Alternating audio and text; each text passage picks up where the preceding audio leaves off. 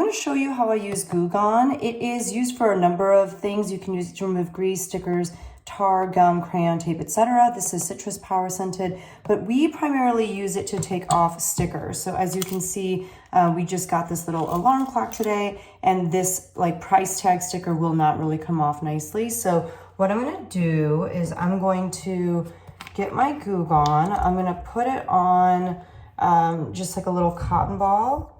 And you can see there's like a little opening, and you just kind of squirt it onto the cotton ball, and then I'm just going to gently rub it around the spot where the price tag sticker was. And there was some kind of like gunk here too from the sticker.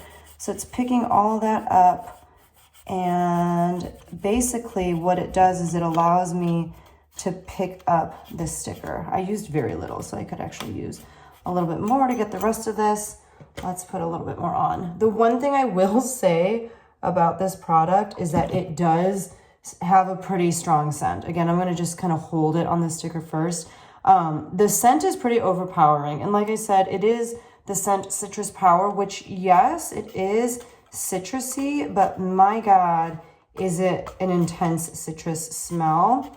And so now we can easily peel off this sticker in a way that we couldn't before.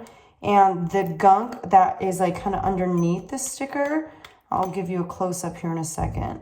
See all of that gunk? So that's what this is especially really good at getting off. So after a couple seconds of peeling the sticker off, which would not come off before, now all of that gunk is off.